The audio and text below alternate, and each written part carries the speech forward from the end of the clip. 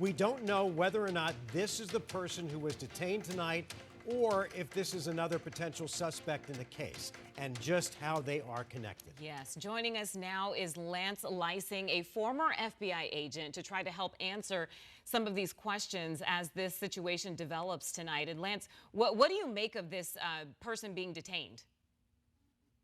Well, it's a great break in the case, and not surprising the case would move quickly after a couple of announcements today. You had the surveillance images from the doorbell, but then you also had some activity potentially on the Bitcoin account.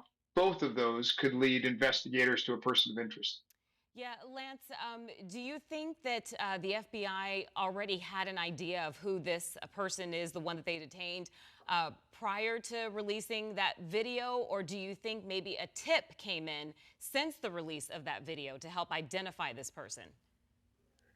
So it's likely a little bit of both. So for the past 8 days, 10 days, however long this has taken place, and the public have been submitting tips. So they've had tips this whole time. They've been working it in conjunction with the ransom note. They've been working all of those tips. But it's possible they knew of this person within a tip, but didn't have anything to help validate that tip, or didn't have anything that would connect that person. Maybe the surveillance images contained an item or something that connected that person. Maybe the Bitcoin activity connected that person. So they may have knew of them ahead of time, but that person may not have become a subject or a suspect until today. Lance, take us inside the interrogation that might be going on right now. You've been there for some of these situations. Is the most important thing to ascertain whether Nancy Guthrie is alive, and if so, where she is? Or is the most important thing to pin this abduction, if that's what it was, on this person? So, very good point. And we should actually qualify that with all of these movements tonight. Everything's going fast. And it's going fast because you have a victim out there that's unaccounted for and could be in danger. So they're moving extremely quickly, and likely quicker than investigators would normally move if you didn't have anybody in danger. So they would prioritize rescuing Nancy, getting to Nancy in time, saving her, before, even if it meant some evidence might be excluded or they might have a harder time in court down the road. But that saving Nancy is definitely the priority here. In the interview, you're going to be focused on that. You're going to want to know. It all depends on what they know about this individual. If they have direct contact with this individual, was the person, for example, in the surveillance camera images, you're going to know where Nancy is right away.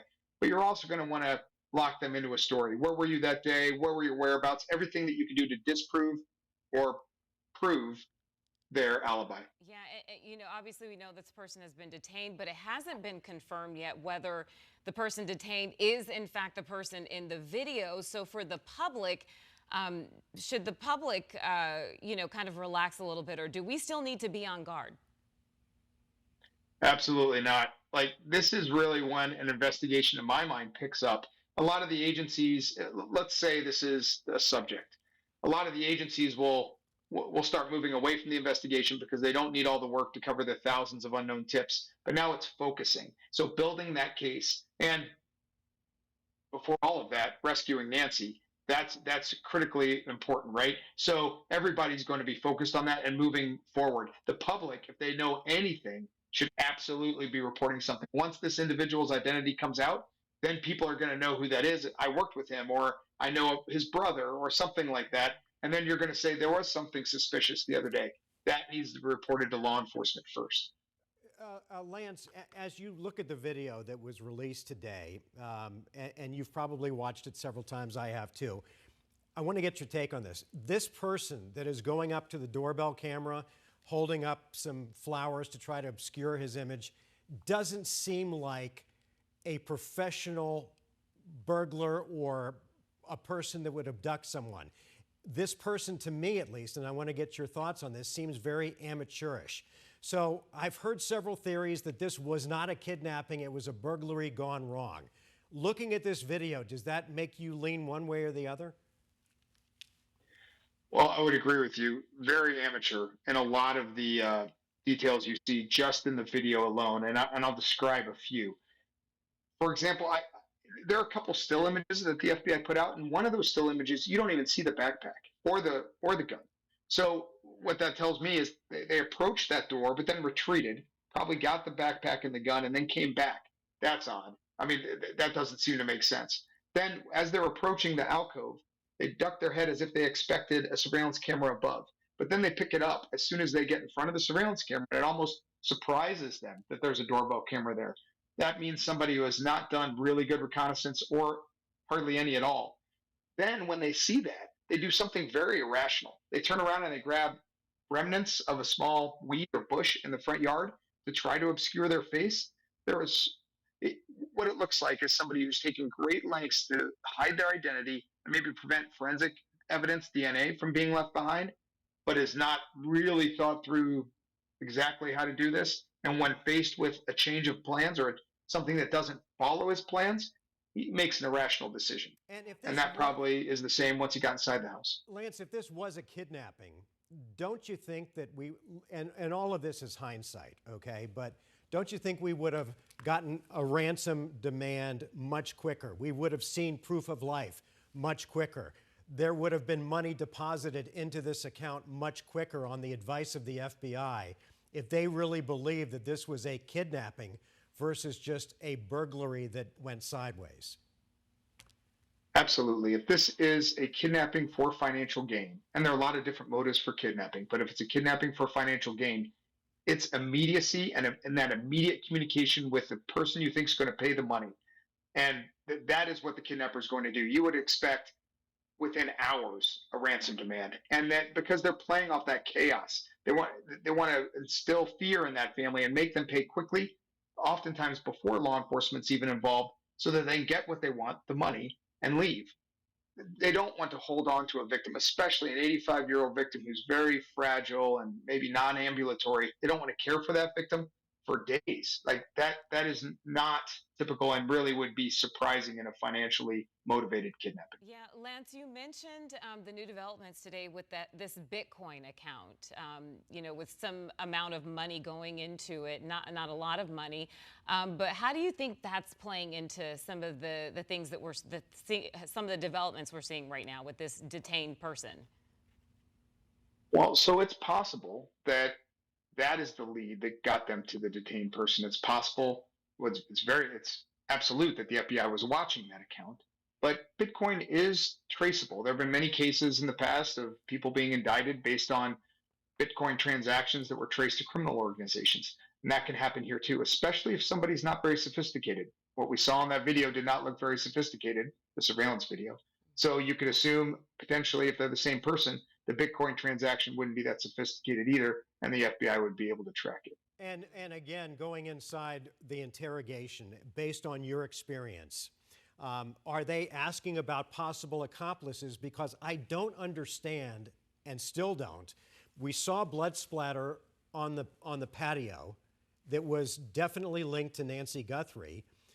If this person was dragging this woman who weighed 155 pounds somewhere, presumably to a car, wouldn't there be some evidence to that effect? If somebody was being drugged, you definitely would see some evidence of that. There would be marks and other evidence. The surveillance images show one person. That doesn't mean only one person was involved. There could have been somebody as a lookout just outside of range of the camera. There could have been other people involved. The FBI and all law enforcement is absolutely going to be looking at associates, people who knew this was happening, helped plan it, potentially, maybe helped execute it. So all of that is going to be in the repertoire, but the priority is going to be to find Nancy. And we also heard earlier today that the FBI's elite hostage rescue team was in Tucson.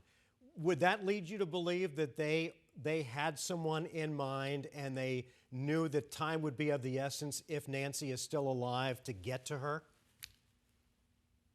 Yeah, the FBI's hostage rescue team has multiple teams.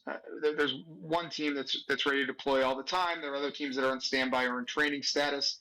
They could easily deploy one team here to Phoenix in case something happens and still have the ability to respond to other places. There's also a very adept FBI Phoenix SWAT team that's here in Phoenix all the time that is more than capable of doing the same thing. So they have plenty of resources here to do it. The fact that HRT is here just shows the commitment that the FBI had to this case and the resources they were putting towards it. And if it was HRT that executed the search warrant or this detention, if there is a search warrant, that's something we don't know yet either. That would have to be supported by probable cause. That would give a lot more credence to what's going on here, that the suspect potentially could be involved. All the federal resources are at play, so any one of those teams could have executed this. Yeah. All right. Did you have anything else? No, I was just going to say, ask you, Lance, if we have one person who's being questioned right now, we have this video. Is there anything that you would add that we forgot to ask you? Well, this is going to move very fast. You're likely going to get a lot more, maybe not updates. We're going to see a lot more activity in this case. We don't know exactly what's pushing it, so I'd just caution some restraint there. But what I would recommend, and we said it earlier, is don't let up your guard. If you know of anything suspicious as this information comes out, you see more of it, and you might know the individual and saw something suspicious, even if you're not sure, contact law enforcement. All right. Yes, Lance Leising, former FBI agent. Thank you so much. Great insight into this investigation. It still is leaving so many questions. Yeah, but maybe the beginning Yes. of the break that can lead, hopefully, knock on wood, to possibly Nancy Guthrie being recovered alive. We will stay on that story. Lance, thank you.